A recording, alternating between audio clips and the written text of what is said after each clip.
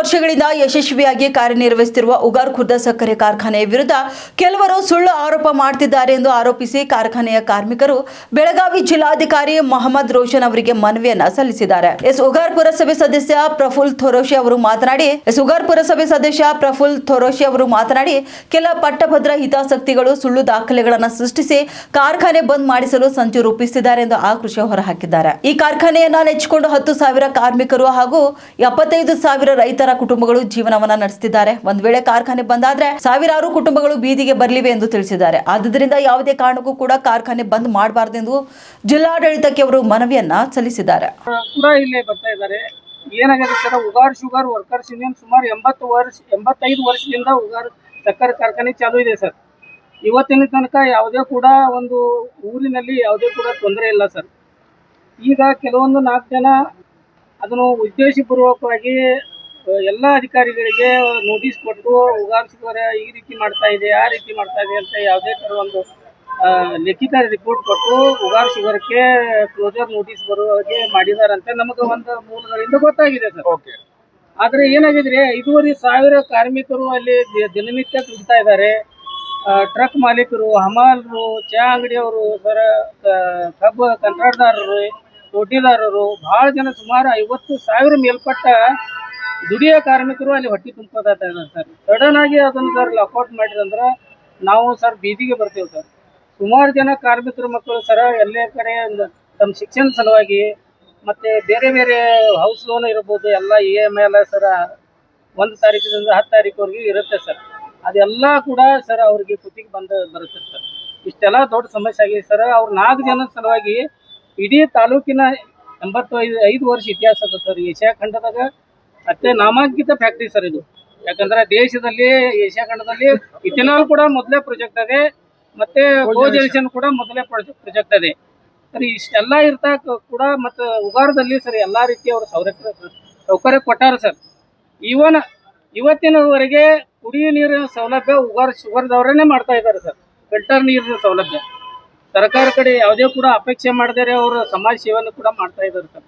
ಇಷ್ಟೆಲ್ಲ ಇರ್ತಾ ಬಗ್ಗೆನೂ ಕೂಡ ಅವ್ರ ಮೇಲೆ ಈ ರೀತಿ 4 ಜನ ಹಣಕಾಸಿನ ಅವರ ಮೂಲ ಹೆಚ್ಚಿಸುವ ಸಲುವಾಗಿ ಅವ್ರು ನಮಗೆ ತೊಂದರೆ ಕೊಡ್ತಾ ಇದ್ದಾರೆ ಸರ್. ಊರ 35,000 ಜನಸಂಖ್ಯೆ ಐತ್ರಿ. ಸುತ್ತಮುತ್ತ 40 ಹಳ್ಳಿದ ಕಬ್ಬ್ ಬರ್ತೀವಿ. ಅದನ್ನಂದ್ರೆ ಏನ್ರಿ ಸರ್ ಆಯ್ತಂದ್ರೆ ಯಾರಾಗಿ ತೊಂದರೆ ಆಗಬಾರ್ದು, ಬಹಳ ತೊಂದರೆ ಆಗತ್ತೆ ಎಲ್ಲರಿಗೆ. ಪ್ರಾಬ್ಲಮ್ ಆಗೈತ್ರಿ. DC ಕಿವಿಗೆ ಬಿಟ್ಟಿದೆ, ನ್ಯಾಯ ಆಗಲಿ.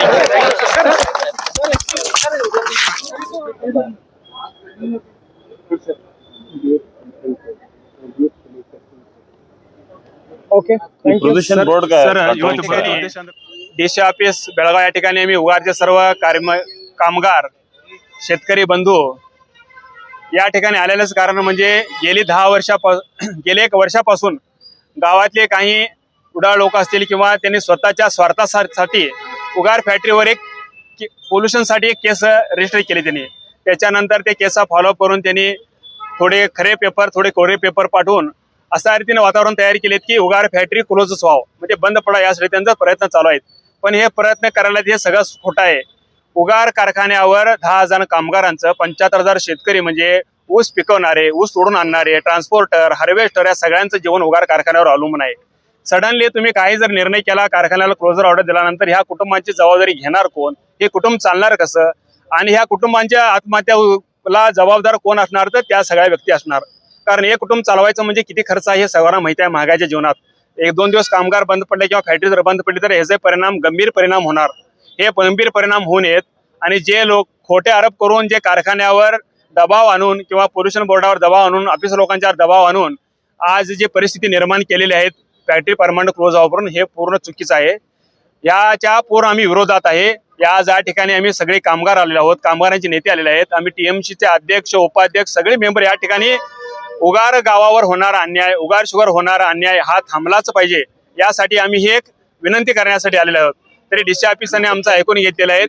त्यांनी आजपर्यंत सगळ्या ऑफिसरचा विचार केलेला आहे, सगळ्या पेपरांचा विचार केलेला आहे. उगार शुगर मध्ये कोणत्याही प्रकारचं पोल्युशन आज नाही. आरोग्याच्या बाबतीत कुणाचीही तक्रार नाही आहे.